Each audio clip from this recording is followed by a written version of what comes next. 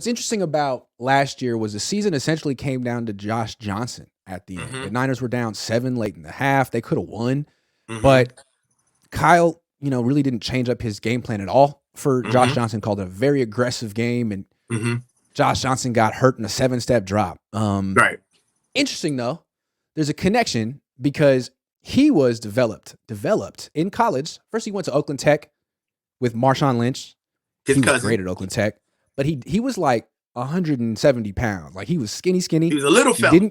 Little fella, didn't fill out, didn't get recruited, went down to USD where Ross Dwelly went. And at the time, the coach was Jim Harbaugh, who had never really been a coach before. He'd been a position coach with the Raiders, but he was in the fast track. He went to college. They won a lot of games together. Josh Johnson put up huge numbers, and he was a 4th-round pick from John Gruden, if I remember correctly. Never went on to become a starting quarterback, but for a minute, people thought he could. Go ahead. Well, what I did was I went back to just figure out, the coaches that develop quarterbacks. I kind of feel like that's all we've been doing all summer, right? And I went through I was going through Coach Harbaugh's, Coach Harbaugh's track record. You can call Kyle, but for Jim, you got to have a little respect.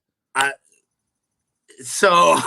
Harbaugh, I looked at his maturation process through coaching, and Josh Johnson was his first pupil.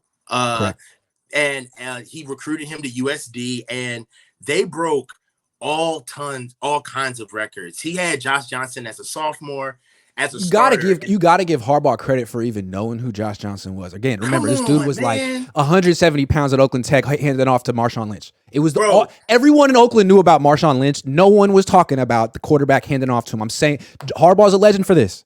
Legend. Not only that though, but like if you just look at Josh Johnson's track, like when they were there, they broke the career record in total offense, season records in total offense, passing yards gains, 470 in a game, 7 TDs a game. He still holds the NCAA record for efficiency at 70%.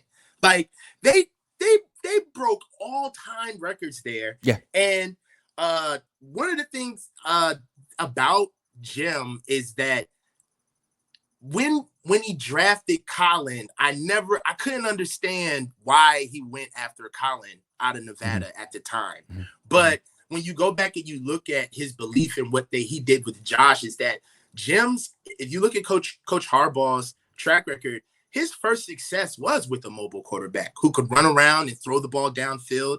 And that's what I kind of found that was just odd. I mean, not odd, but funny that he did it with Colin Kaepernick and Coach Harbaugh. Hey, Andrew Luck was kind of mobile too. Alex Smith was kind of mobile too.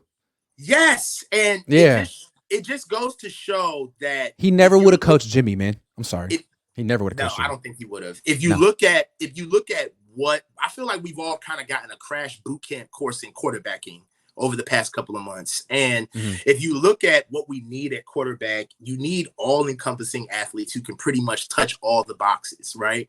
But at the end of the day, one of the things that is the same about Josh, Colin, and Andrew that came all from Coach Harbaugh is that they all have that element to be able to take over the offense when they need to.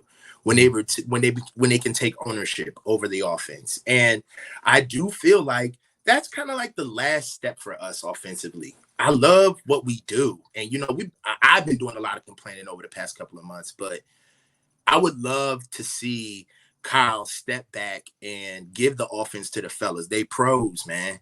Let them do what let them actually get out there and play around with their skill set.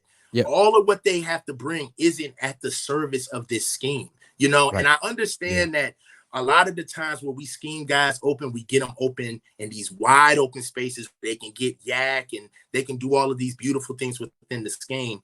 But at the end of the day, there is flow. There are human beings playing on the field, and guys pick up tendencies and know how to play against people. And after 70 reps, if you're going to play me 70 reps in a game, by rep 30 or 40, you pretty much show me everything you're going to do that game. So you're going to have to give me something real time. Okay. You're going to have to give me something that's pertinent to the discussion that we have now, not what you prepared and not what's coming off the sideline. And I believe that's the next step for us. I agree. What I like about this topic too is let's bring it back to the Pete Carroll, Kyle Shanahan thing. With Kyle, it's like he makes life so easy on the quarterbacks. Well, he didn't make life easy on Josh Johnson in the NFC Championship game, right? The guy who made life easy on Josh Johnson was Jim Harbaugh. So yeah. Jim Harbaugh is a lot like Pete Carroll in that he can get the best out of his quarterbacks. Play their best under Jim Harbaugh. They stay healthy under Jim Harbaugh for the most part. And that's kind of like Pete Carroll too. He pumps him full of confidence. He says, "You're my guy. I don't hedge. I'm not having a quarterback competition." He's very clear. And so people like he is a quarterback whisperer. Pete Carroll's a quarterback whisperer, and Kyle's not. And if you look at it, we can look at Josh Johnson and people are going to say, "Oh, he's a career backup." What are you talking about? Josh Johnson played for 14 different teams. He played for 14 years, okay? Mm-hmm. And including the XFL, Josh Johnson played for over 22 professional teams, okay? Right. He's a legit professional athlete, yeah. This is a guy that every coach that's ever coached him has been like, I love this guy. I freaking love this guy. Every single one. Yes. Every single one. Yeah. Yeah, and that's the way pro sports works. Like this guy, if you go back and you look at the game, I know that Vish killed Josh for dropping that fumble, for fumbling the snap. But Josh was actually giving us competent quarterback play when he first came into the game against the Eagles. Dude, he really was. No. Jimmy Garoppolo stepped out of the back of the end zone in Denver. Yeah. But while throwing a pick six. Yeah. And Josh Johnson can't fumble a snap in the NFC Championship game coming off the bench. Like, come on. It's easy to kick a guy when he's down in retrospect, but quarterbacks make those mistakes all the time. I'm gonna put it like this, man. We there's a lot of victim blaming that goes around in these press conferences. Yeah. Right. All I'm saying is Kyle turns his quarterbacks into scapegoats. Jim Harbaugh doesn't. Yeah. Oh yeah. That's the difference. When Jim Harbaugh coached Josh Johnson, he was a freaking star. When Kyle Shanahan coached Josh Johnson, he was a scapegoat. When Andy Reid coached Donovan McNabb, he was a freaking star. When Kyle Shanahan coached Donovan McNabb, he was a freaking scapegoat. He was benched. How many times? Yeah. How many times is that going to keep happening? So, but again, I feel like we put a lot of personal stuff on like how Kyle does this, but really, I don't think we can put a human element on it because it really is the scheme. He's married to this scheme, man. And if you can't run this scheme to the way he wants, think about this way. Think about it this way, right? If he's got a family business, this scheme is basically Shanahan intellectual property, right? Yep. So, Yep. So LLC. Exactly. Yep. So this scheme has paid for homes, mortgages, everything. Everything. You can't abandon it now. You can't. Yeah. So, and then on top, it's their brand. It's their brand. It's their brand. So right now, all we can do is hope that something happens from the inside out because ain't nothing going to change coming from the outside in. It's not going to happen that way. No, what they're doing is they're on a 25, 30-year quest to prove that their exact formula works. Yeah. They're not willing to change a damn thing about it. And that's my problem with the Shanahans right there. Yeah. And I think their formula is flawed, and I could point out 5 different ways, and they'll all be like, no, bad luck, we're good. Okay, yes, prove it. So everyone says you got the best roster, you got the best coach, win the damn Super Bowl right now. Go ahead, coach. The construction of it. Nah, you hot. I ain't mad at you, bro. And the construction of it, right? What are we talking about? What have we always said? We may have built this team backwards. Let's talk about the right side of the offensive line. You and I have talked about this a lot. What is the purpose of the right side of the offensive line? What is it there for? The purpose of the right side of the offensive line. Let me ask this better. The players on the right side of the offensive line, what do they do best? Run block. Yes. The Niners are more committed to their outside zone than to protecting the quarterback. It's backwards. But backwards. Hold on. But again, right? Let's play with that a little bit, Grant. That's how you see it. But really, the scheme dictates that they have run blockers on the right side of the offensive line, right? And they try to counteract that with, okay, so we'll run right and then we'll boot left. And we'll be so far freaking away from Mike McGlinchey that we won't even matter. Yeah. But what about when you finally have to drop back and play football, though? What about then? You can't skip that the whole year and win a Super Bowl. I know you think you can, but you can't. That's when real ball is played. Dude, me and Saleh used to talk about this on defense. And Saleh's so smart. And he's so much more flexible than Kyle. He'd be like, look, what me and Pete and all the Pete Carroll, because he's from the Pete Carroll tree, what we all realize is that you can rush for, play zone, keep everything in front of you, and win a lot of games that way. You can go to the NFC Championship game that way. You can have the number one defense in the league that way, but eventually you're going to go against an offense with a quarterback who will shred you. You got to go, man. You have to be able to do more than that. You can go very far doing just that, but we all realize now it's not enough.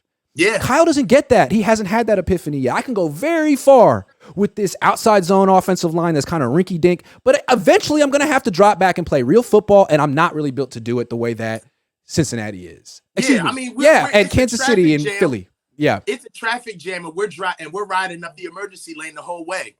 It's like, dude, somebody got to let us over. You think you're passing all of us? Somebody got to let you over, man. Like, and the way that we're going about this with how because the teams, the league is transient, man. There are teams that aren't good enough we're better than teams, right? We're just gonna beat them. But the best teams are going to take the coaches out of it, right? Coaches are there to manage. I kind of feel like in those games where you're playing the best teams in the league, the coaches are there to kind of manage the game so the players can do the best that they need to do.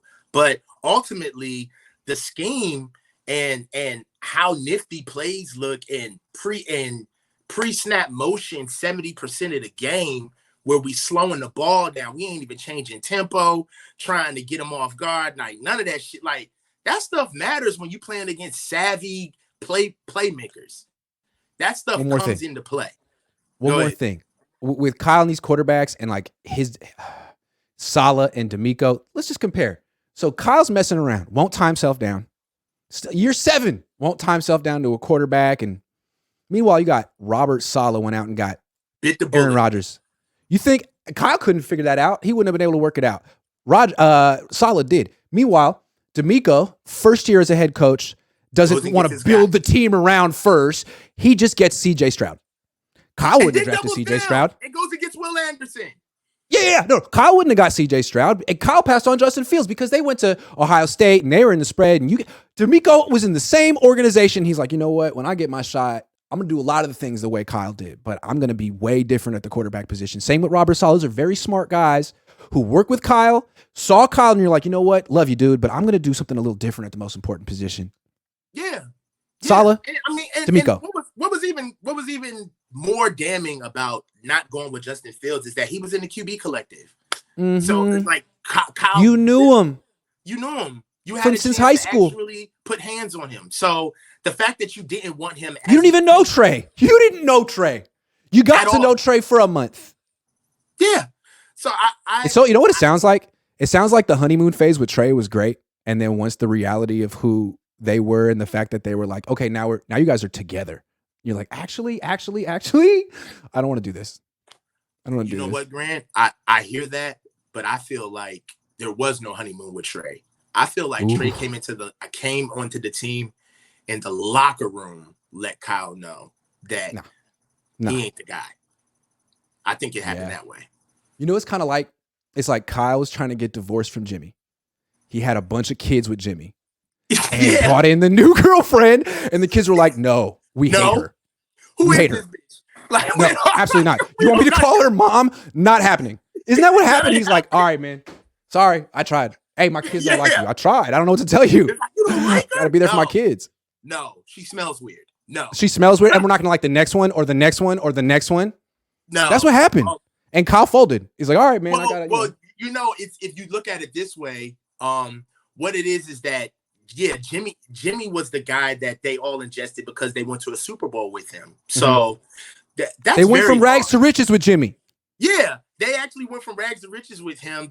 I don't think they ever really had the stomach for Trey, especially with what Kyle rolled out for Trey as an offense. I don't think because that offense with Trey was a bastardization of his skill set. We're just going to run you. It was a bastardization of their scheme too. It really? Of 49ers football. Because it had to be back. Where did it go if it had to come back? Chris Tellerico says, I'm there with Kyle. I think he means he's ready to he was killing yesterday on the show. Chris, you're still the MVP in my mind. Timothy Glander says, can you explain why the cognitive test matters on this team when our quarterbacks don't get to dissect opposing defenses and call audibles? Am I mistaken? Because I feel like the cognitive test is how much information can you retain in your head at once. I'll tell you why it matters. Because they don't know what the hell to look for at the quarterback position. They're a bunch of blind mice searching in the dark. They found Brock Purdy by mistake, and now they're trying to re-engineer the process from be like, okay. Oh, he was great at this one test. So now that the test is what matters. Yeah. It's like, no, it's just part of it, and you guys still have no idea what to look for. It's an element of it, yeah. And you know what? And even with developing quarterbacks, I feel like we're always putting this window first. They just want to win. Because you got to lose games with a quarterback. Nobody ever develops a quarterback and has winning seasons throughout. It doesn't work that way. So that's just what it is. We don't want to lose with them, right? Kaliki Carroll says we really don't want to develop them. It's just the right, truth. And that's the thing. Again, Jim Harbaugh, Pete Carroll, those guys have developed quarterbacks, and to develop any player, you really need patience. They're young. It's not going to all happen right away. But with Kyle, he has no patience. So if a guy's first 3 starts aren't what he wants, it's over. If a guy's first 5 starts exceed expectations, you're the guy. And that is not the way to build a team or develop players, young ones. You know what, Grant? I've been humbled a lot by what this coaching staff and regime has taught me about player development. They taught me so much about culture building, how to move forward offensively and defensively, the way Kyle moves the coaching staff in and out and just reloads. But they also have taught me a lot of things that I wouldn't do. And one of them is how they've gone about this quarterback situation. Like, you play a guy for 8 games and you're calling him your starter. Like, that's nuts. Like, and what do you let's stay there, because it's a great point. It's not just what you wouldn't do. It's like what his own former assistant coaches wouldn't do. And that's the point I was trying to make. It's like Robert Saleh left, and he brought a lot of your scheme. He brought a lot of your coaches. He brought a lot of your principles and philosophies. Not that, though. Yeah. Nothing to do with what he learned about the quarterback position from you. And same with D'Amico. Like, they have different ideas, and they probably personally think that you're spinning your wheels at that spot, man. And they're probably happy to be done with that. I feel like as a fan base, that's healthy, though, right? I've said that a couple of times in chats. Like, guys, you don't have to be so defensive just because you're being critical, right? Like, we're trying to get better, and it's okay to talk about. If you can sit here and talk about all of the great things that you admire about what this regime has brought back or taught us as a fan base and the organization, then you have to also look at certain things and be like, man, this is a problem. And like, if we don't fix this, the market says that we got to let you go eventually, or we're going to tank with you. Right? It's just, it is what it is. You know, tight ends don't carry franchises. Wide receivers don't carry franchises. No. Quarterbacks do. Yeah, the Chiefs weren't doing anything with Travis Kelce and Alex Smith. They needed Patrick Mahomes. Kaliki Carroll says, Kyle like that Seagate sub. Good till under pressure. That's too soon. Man, that thing has been giving me so much anxiety. I know people try to be like, well, they're billionaires and it's what they asked for. But it's like, but just picture yourself in there. What a way to go. Got to be the worst way you could possibly imagine. I can't think of damn. I feel like the whole world has anxiety about this right now. I don't know. I feel like people are acting erratic. I read like half the story and was like, I'm good. Good. No thanks. I'm good. Not ever doing that. Rob Schneider says, my theory is Trey dated Colin's daughter. He broke up with her. Colin started trashing Lance publicly. Therefore, Ian is friends with Colin and joined in. If Rob Schneider says it. Yeah. I'm sorry. Deuce Bigelow, Male Gigolo, thank you for your theory. Smack Jones says, slow day at the job. Glad y'all Hellraisers are on. Ooh, appreciate you. Thanks, man. Mike Drops with Monza says, Chiefs won a Super Bowl. Their offensive core group was with Mahomes while he worked mechanics. Backup quarterbacks. We have tight end you and a bunch of weapons. Too good for OTAs. Our offense starts slow because of their offseason BS. That's true. Kind of, man. You know, let's touch on that for I don't know how much longer we got, but if we're spending our offseason trying to figure out who our quarterback is, man, that's wasted time, man. Yeah. That is wasted time. And quarterbacks, teams who have their quarterback situation together, they're ahead of us. They are. That's partially why I believe that Trey is learning either a new offense or he's learning an iteration of what he did last year just without all of that running shit. Because there's no way that they can teach different offenses to all of these guys. They can't. Because we would be woefully behind. Because we're hoping that Brock is ready. But if and when Brock isn't ready, then they have to start the best viable quarterback at what they believe their offense can do. That's why I believe it's going to be Sam. I really do. They won't, because they've already built the narrative with what we see behind closed doors is what matters, not preseason, not games. What we do internally. So they've already got Trey in a position where nobody can really have a say on what we see because it's about what happens behind behind closed doors. Right. I think Sam is going to be the guy.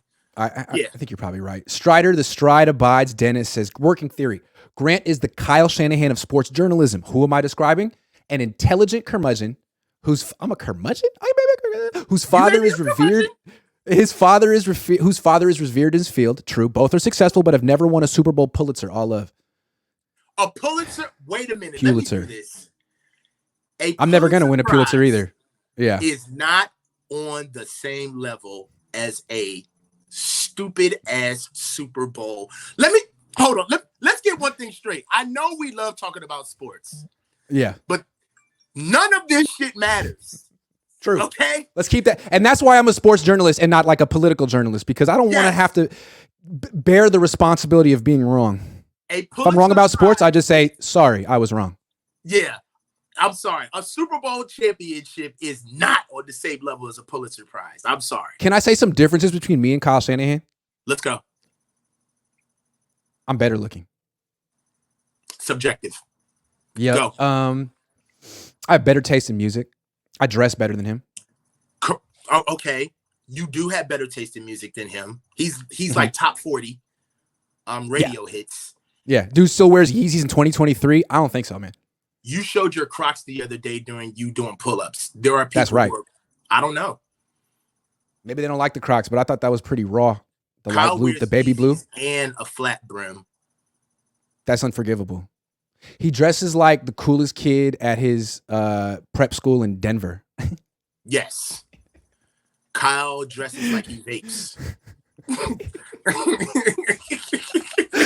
Talk TV says the problem is the fans in office are content with wins, and the thing to get us over the hump is missing. Wins protect jobs, not Super Bowls. It's true. That is 100% the truth. And if you think about it, like the Niners have a real cushy situation. Most assistant coaches have a new job every 2-3 years. Head coach gets fired, and then the offensive line coach goes from Jacksonville to Cleveland. And you take your wife and you take your kids. And it sucks because then they have to say, hey, say goodbye to all your friends, your school, your teacher. Goodbye. Now we're going to Cleveland. And you'll make new friends. And eventually what happens is, your children get older. Your wife says, we've done this 7 times. We're not doing this anymore. Good luck. Like Steve Wilkes, his family isn't going out with them. So what's nice about the Niners is there's ultimate job security. Everyone believes Kyle's going to be here forever. So you want to work with Kyle. You can set roots in the Bay. You can send your kids to school and never move them. You can tell your wife, I'm going to have a 9-to-5 in Silicon Valley and we'll be here for a long time. Like there's so many assistant coaches that wish they could be in a situation like that. And I don't have a problem with that. Like, you know what I'm saying? God love them. I hope that they're here 15 years. Yeah. But just get your shit together while you're here, though. Thank you. Know what I'm saying? Like, handle the quarterback situation. Please. It's not that I don't want him to not be comfortable. Like, you deserve the money. You got I don't want Kyle Shanahan's kid to have to like pick up and move across country and leave all his friends. Like, I'm not trying to ruin his family. We want him to stay, but it's like, you ain't gonna lie to us though and try to act and shit on me and tell me and piss on me and tell me it's raining. You don't know how to handle the quarterback situation, and eventually and you telling us you do. Why you can't? Right. Hey, we found our guy. Don't say that. Mike Drops with Monza says, I think Andy Reid is the dark hand behind the Trey and Christensen. Don't be surprised if a Trey and Bieniemy marriage happens if Kyle keeps his head in his you-know-what. Hey, look, I'm going to tell you this right now. Right. Trey with the Commanders are a quarterback. Let me tell you, like, quarterback is one of those positions where, like, the outlier is the standard, right? Like, there's not that many guys that are good.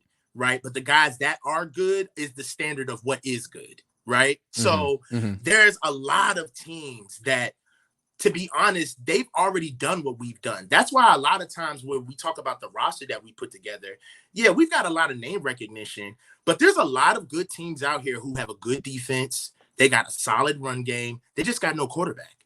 They need a quarterback. So what we've done, yeah, we were the bullies in the yard for a nice little window of 3 to 4 years. But if you're an honest broker, you've got to realize that there are teams just as physical as us now. There are teams that are just as big and strong as us. We're not the only team that likes to run the ball and play hard defense. And now we should have been using that time to get a quarterback together. And there are other teams who are essentially where we are. They just need a quarterback. The Commanders need a quarterback, right? They're a tough team. They just need a quarterback, right? Yep. So we need to stop faking like our roster is so unique. Like, it's not that unique. We have a good roster, but it's the NFL. A lot of teams are building their roster in the Niners image, just like Washington is. Come on. Moody says, Denver, look at Denver. You don't think Denver could use a good quarterback?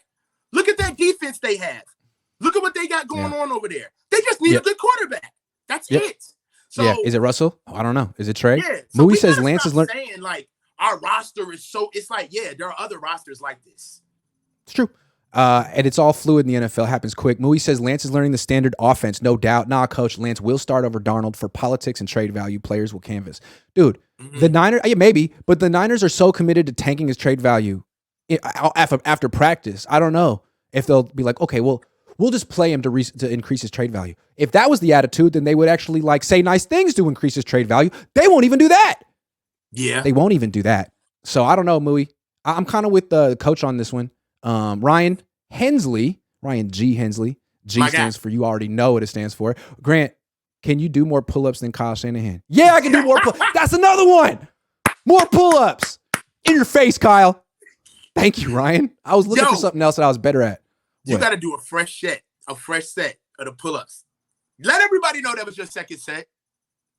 I did a fresh set, but I posted one on Saturday. I got 18. You didn't see it? I got 18. I didn't see it. Bruh. 18, and then in 2 days, I'm going to see if I can get 20. See what I can do.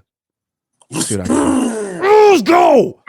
But I fell doing squats about a week ago. What happened was I've been trying to go lower in the squats because my legs are so skinny. What's low? I've been trying to put like a bench on the down so that you actually have to touch the bench and get back up. Yeah. So I got a bench that was a little bit lower than the one I've been using for the last few weeks, and I couldn't get up. Dude, and I was stuck on it. So I just went down to a knee, and then I put explode up. Yeah, and so it was really embarrassing. I went down to a knee. I got it, and people were looking at me and shit. I'm like, man. You ain't had no squatter on the box squat? Huh? You ain't had no squatter for a box squat? Nah, it was really embarrassing, man. So I did that. And I haven't done a squat since. I've just been doing split squats and lunges and stuff. But I'm going to eventually have to get back on that horse. Get on there, man. You know Dude, I can bench more than I can squat. I can bench more than I can squat. Start doing hack squat. What's a half squat? Hack squat. What's a hack squat? Hack squat is a machine where it basically locks you in the reverse. So you have to go in head first. Yeah. I've seen that. And hack squat gets under your hamstring. So that lower, when you drop below a lateral zero, so it's going to get you nice. Start doing hack squat because that'll isolate where you failing at on your squat. Thank you. Because my legs are disgusting. Well, it was funny. I was so eager to put the pull-ups on because I'm so proud. But I know when you let the pride take over and you post something on what you really open yourself up to is a ton of ridicule, which I deserved. And it was all about my legs. People are like, damn, dude, holy shit. I'm like, yeah, it's true. It's true. I got some Darren McFadden legs. I got some bird legs. Yo, Darren McFadden was a dog. He did have some chicken legs, though. He did have chicken legs. Remember when I told that to Bobby? Bobby, he was like, that's what I thought. Yeah. It's true. Sorry, Darren. Anyway, that's the show. Wait, no. Stank the Tank says, I think the Yorks really don't care what the coaching staff does. Winning lots of games and making millions keeps them quiet. No Super Bowl. Oh, well, still making millions. I think it's about that simple. 1, 2, 3, Cabo! Love it. All right. That's the show. Do you have anything else going on this week, or are you going to keep people on their toes? This weekend on Saturday at 12 o'clock Eastern, 9 a.m. Pacific time, I'll be on with Larry Krueger. All right. That sounds like fun. Yeah. Make sure you watch that. It's gonna be I'll dope. be back. What's tomorrow? Friday? I'm gonna do a show with Jose Sanchez tomorrow, and then on Saturday, I won't conflict with Larry because I don't want to. Hey, you know what? I can't. But I'll do a Cohn phone. Our next week's show is gonna be dope. Why? Because I said so. I love it. All right.